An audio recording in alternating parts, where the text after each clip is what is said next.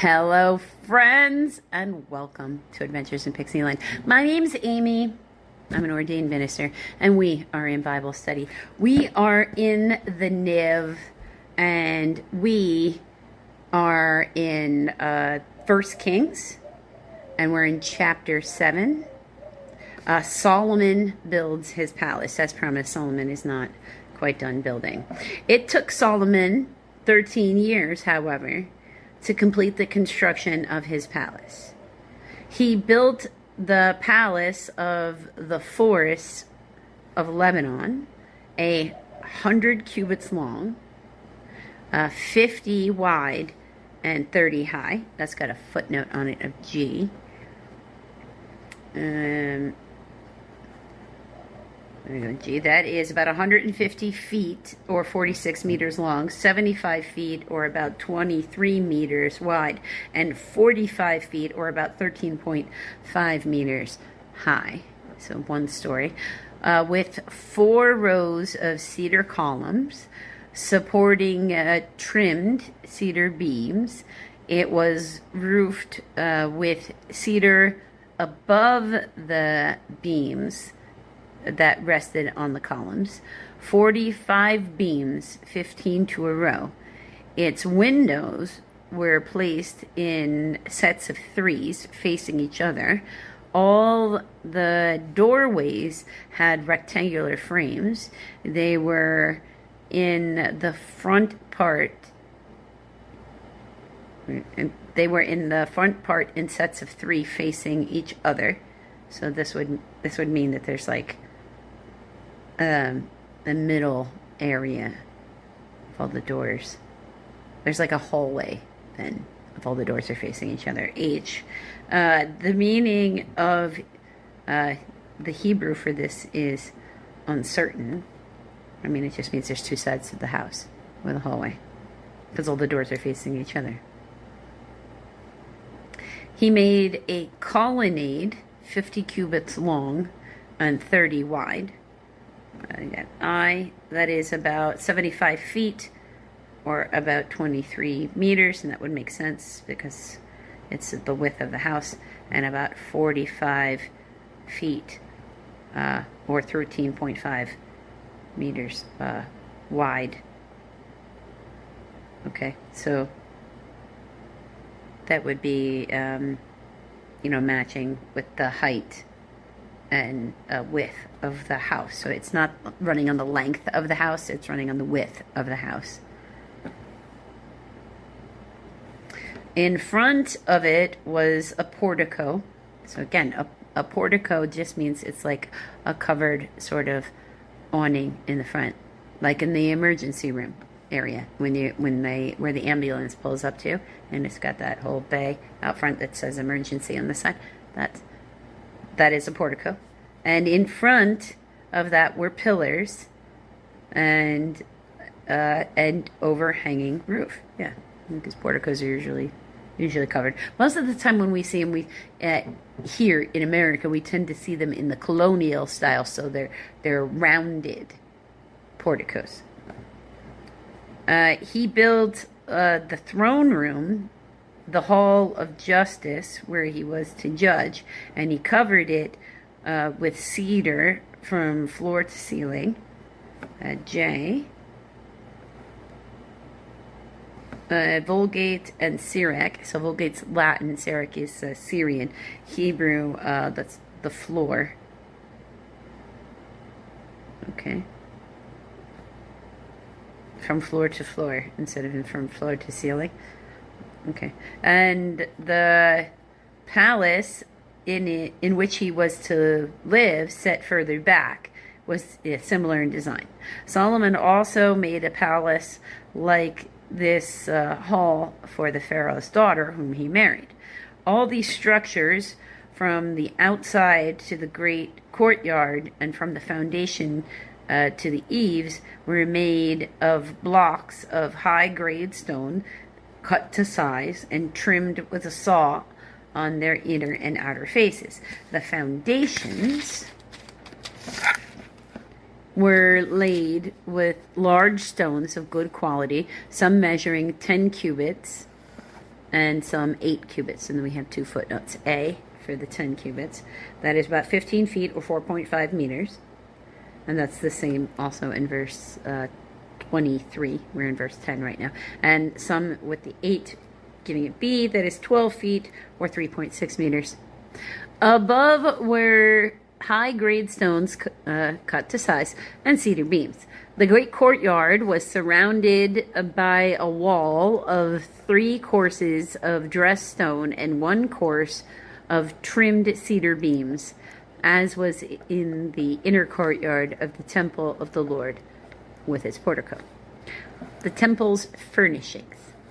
King Solomon went to Tyre and bought Huram, Huram. It's got a footnote of C.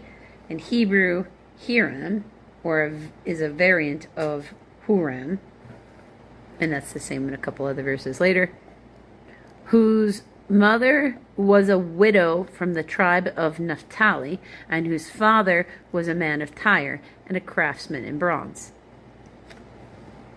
Huram was highly skilled and experienced in all kinds of bronze work. He came to King Solomon and did all the work assigned to him. He cast 2 bronze pillars, each 18 cubits high and 12 cubits around. That is about 27 feet or about 8.1 meters high and 18 feet or 5.4 meters around by line. Okay, hold on. Let me reread that. He cast 2 bronze pillars about 18 cubits high and 12 cubits around by line. Okay. He was using like a string as measure, not necessarily a tape measure in the way we would think of it today. He also made 2 capitals of cast bronze to set on top of the pillars. Each capital was 5 cubits high.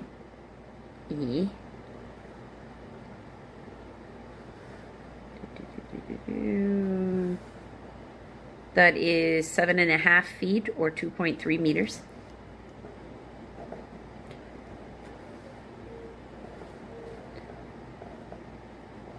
Yeah. We go. A network of interwoven chains festooned on the capitals on top of the pillars, 7 for each capital.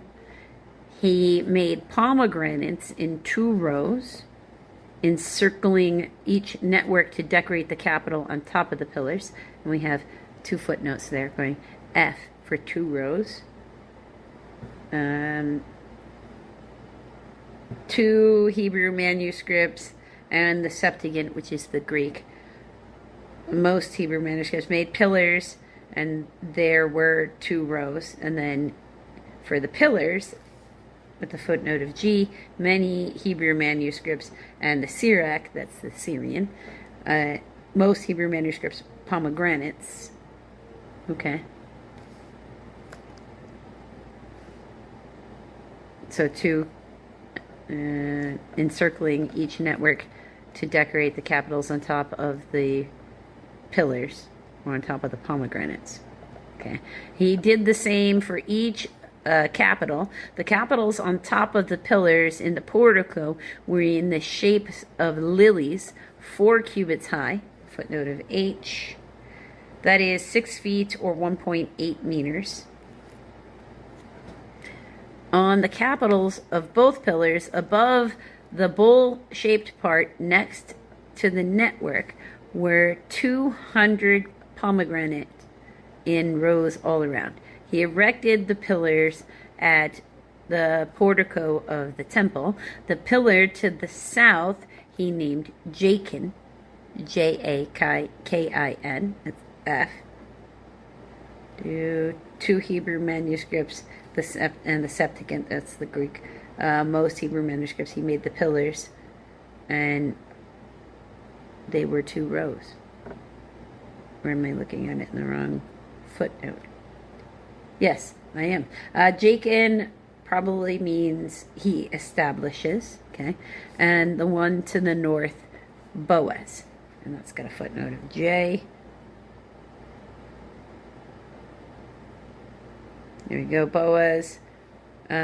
probably means in him is strength. Now, Boaz is one of Solomon's, great great grandfathers, because Jesse comes from Boaz, and it comes from that line, Boaz and Ruth. Jachin is actually somebody that Mother Mary also comes from.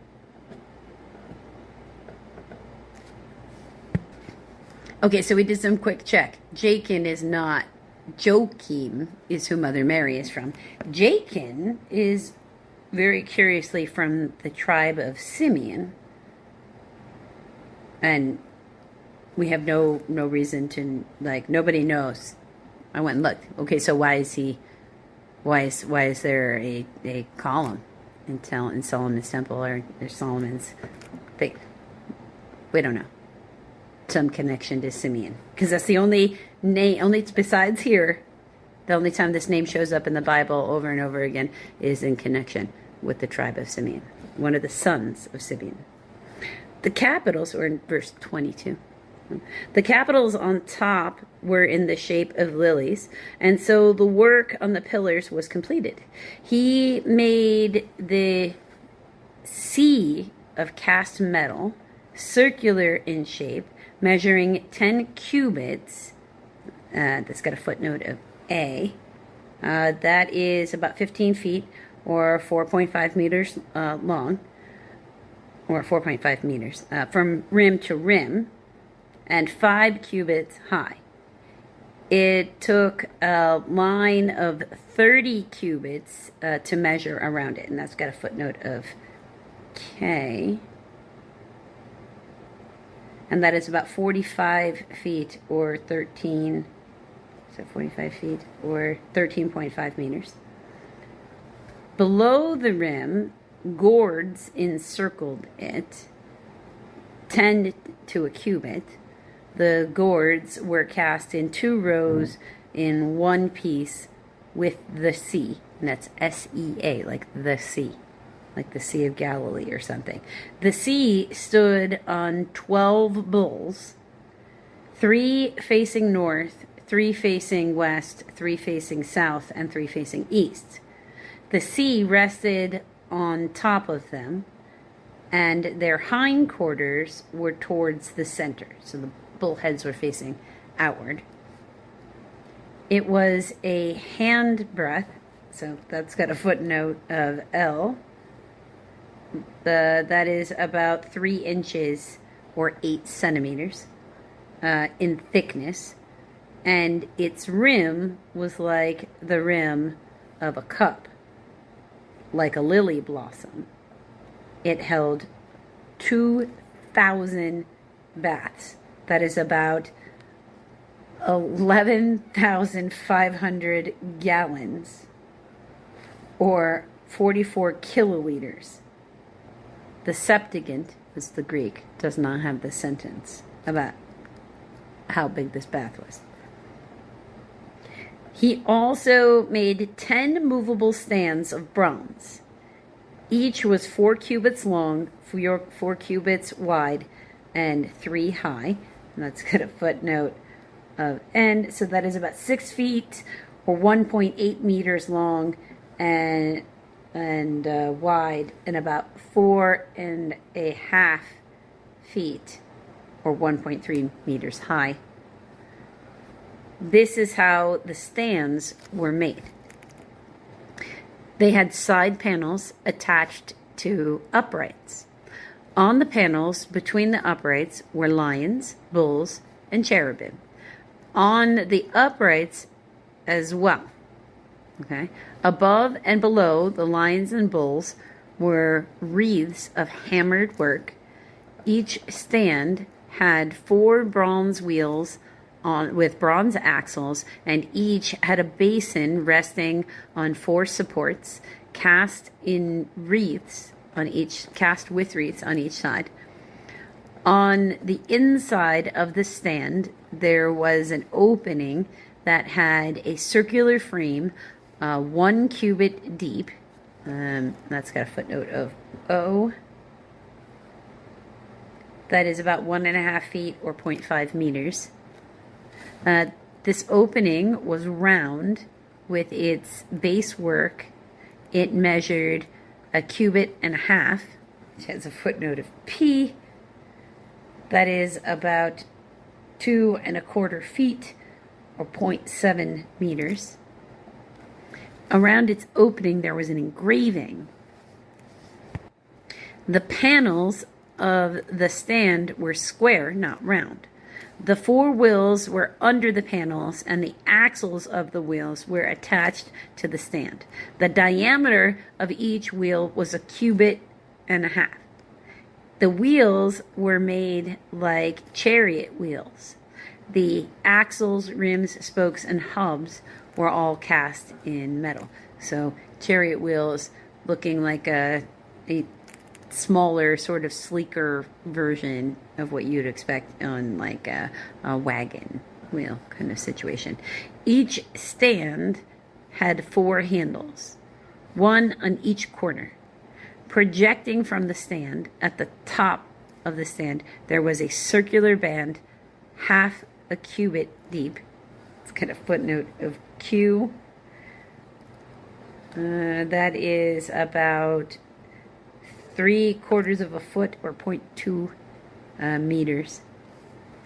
The support and the panels were attached to the top of the stand. He engraved cherubim, lions, and palm trees on the surfaces of the supports and on the panels in every available space. With wreaths all around, this is the way he made the 10 stands. They were all cast in the same molds and were identical in size and shape, as they should be from the same molds. He then made 10 bronze basins, each holding 40 baths. Got a footnote of R, that is 230 gallons or 880 liters, and measuring 4 cubits across, 1 basin to go on each of the 10 stands. He placed 5 of the stands on the south side of the temple and 5 on the north. He placed the sea on the south side at the southeast corner of the temple. He also made the basins and shovels and sprinkling bowls. So Huram finished all the work he had undertaken for King Solomon in the temple of the Lord.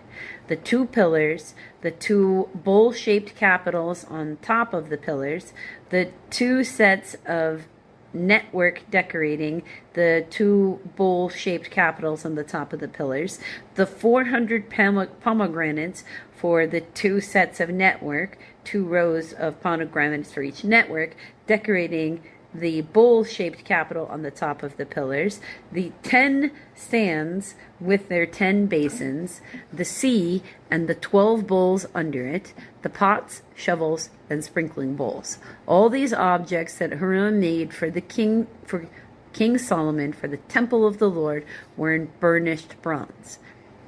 The king had them cast in clay molds in the plain of the Jordan between Sukkoth and Zarethan, Zarethan. Solomon left all these things unweighed because they were so many. The weight of the bronze was not determined. Solomon also made all the furnishings that were in the Lord's temple: the gold altar, the gold table on which the bread of the presence, the lampstands of pure gold, 5 on the right and 5 on the left, in the front of the inner sanctuary, the gold floral work and the lamps and tongs, the pure gold basins, wick trimmers, sprinkling bowls, dishes, and censers, and the gold sockets for the doors of the innermost room, the most holy place, and also the doors of the main hall of the temple. Now, most of those things are pretty well, most people can understand what they are, but a censer. And so again, this is a censer.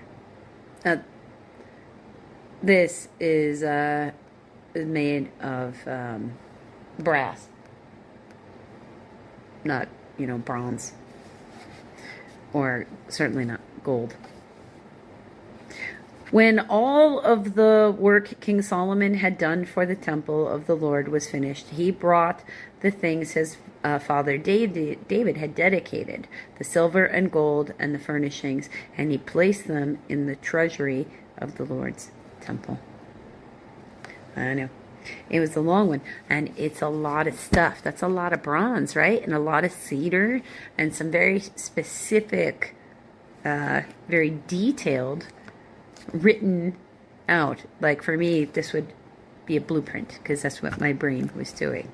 Was because that's what I do, or what I have done for a very, very, very long time, is work on the design end of construction. So making blueprints. My brain started visualizing what it is that they were constructing. I hope it was helpful. So until the next video, friends.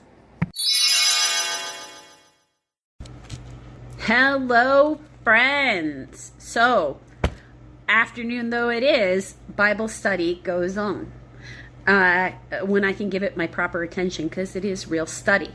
Now, today we are actually going to do all, so the Niv, John, chapter 21, and we're going to do all of 21. It's verses 1 through 25, because this is actually one real solid message, and this is the end of the Gospels.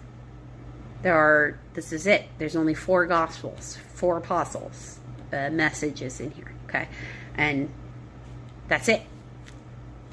The next, when we, tomorrow when we go through and start, we'll be starting Acts. So, this first parable is called Jesus and the Miraculous Catch of Fish. Afterward, Jesus appeared again to his disciples by the Sea of Tiberias. It happened this way. Simon Peter, Thomas, called Didymus, and Nathanael from Cana in Galilee, the sons of Zebedee, so that would be John and James, or Zebedee is really what it is, Zebedee, and 2 other disciples were together. "I'm going out to fish," Simon Peter told them. And they said, "We'll go with you." So they went out and got into the boat. But that night they caught nothing. Early in the morning, Jesus stood on the shore, but the disciples did not realize it was Jesus. He called out to them, "Friends, haven't you any fish?" "No," they answered. He said, Throw your net on the right side of the boat, and you will find some." When they did, they were unable to haul the net in because of the large number of fish. This is not the first time he's done this with them. Then the disciple who Jesus loved, it's going to be John, okay, said to Peter, "It is the Lord." As soon as Simon Peter heard him say, "It is the Lord," he wrapped his outer garment around him, for he had taken it off, and jumped into the water. The other disciples followed in the boat, towing the net full of fish, for they were not far from shore, about 100 yards. When they landed, they saw a fire of burning coals, with fish on it, and some bread.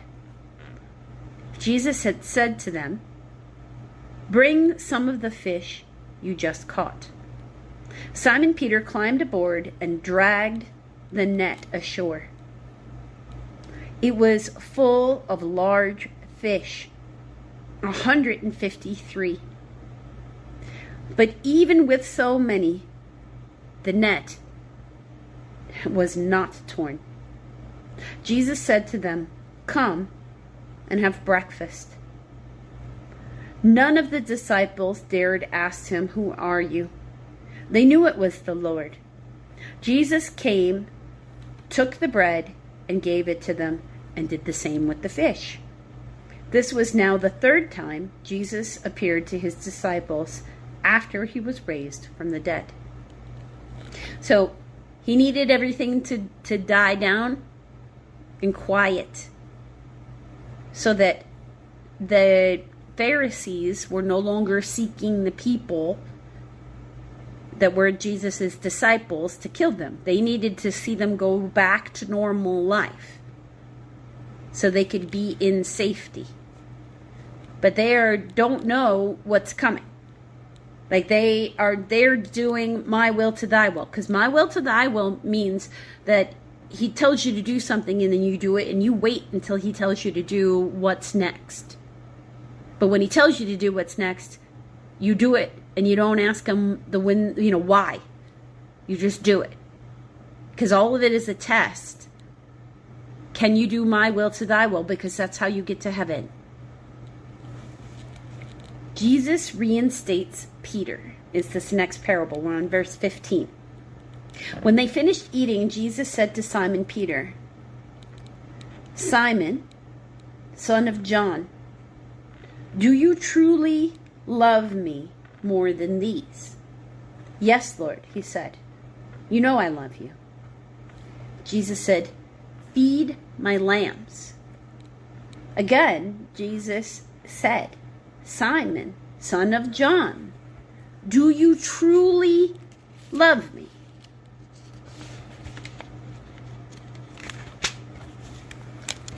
He answered, "Yes, Lord, you know I love you."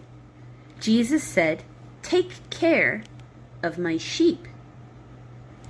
The third time he said to him, "Simon, son of John, do you love me?" Peter was hurt because Jesus asked him a third time. Now remember that Peter denied Christ 3 times. So 3 times he has to tell him that he loved him to undo the denial in the first place. "Do you love me?" he said. "Lord, you know all things.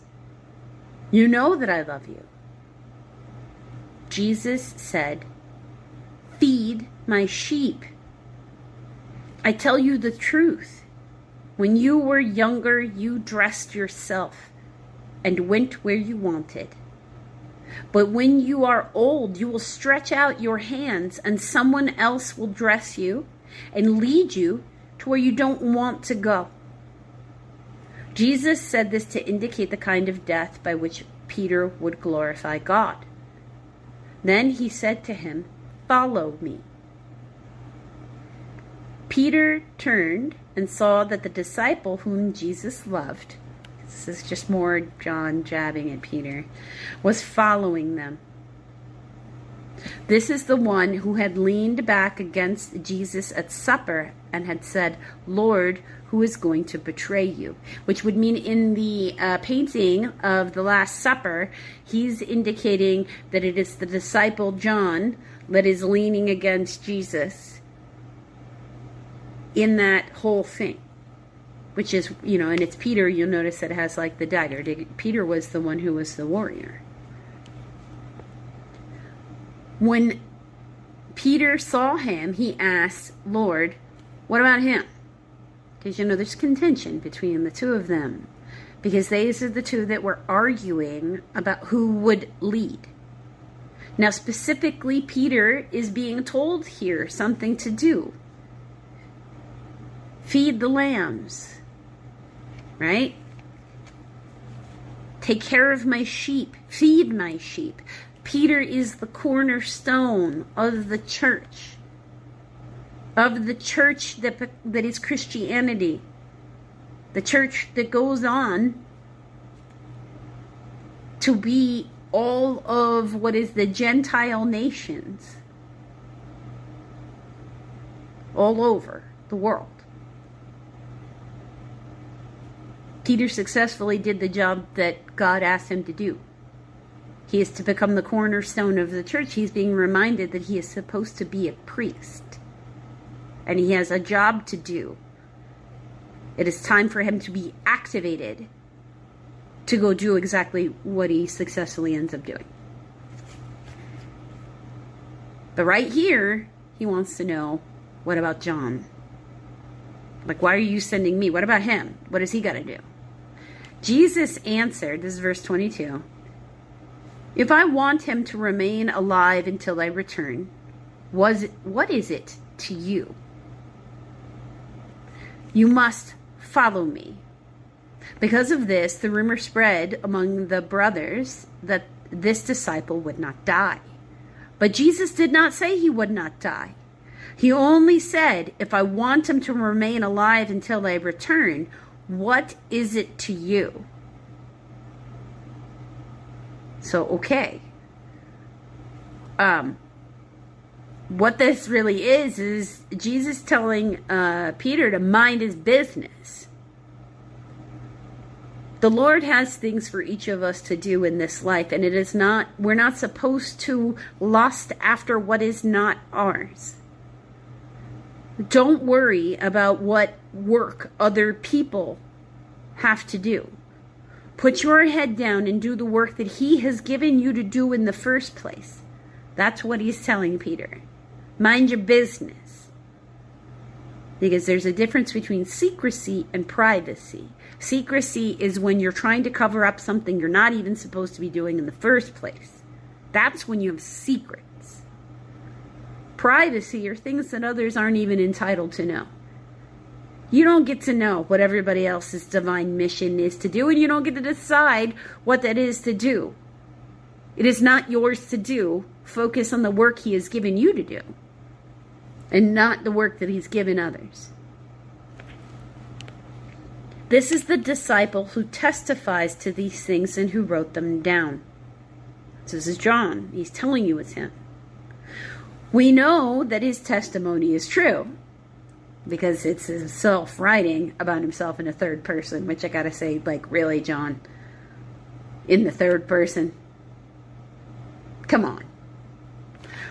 Jesus did many things as well. If every one of them was written down, I suppose that even the whole world would not have room for the books that would be written. John definitely loves Jesus. There's no doubt about that. So, as we go about our Sunday today, remember that people have things to do that don't have anything to do with you. All right? He gives people to do the things he needs them to do. Let him deal with what they have to do. You focus on being where you're supposed to be, doing what you're supposed to be doing, and don't concern yourself with the business of others. Do the work that has been given us to do, right? If we keep our head down doing what we're supposed to be doing, where we're supposed to be doing what we're supposed to be doing, won't have troubles to start off with. I like that best, rather than having messes to clean up. Don't make the messes at all.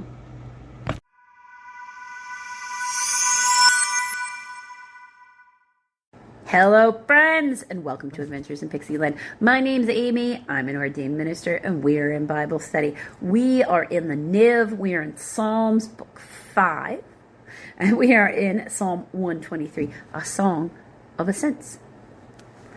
I lift up my eyes to you, to whose throne is in heaven.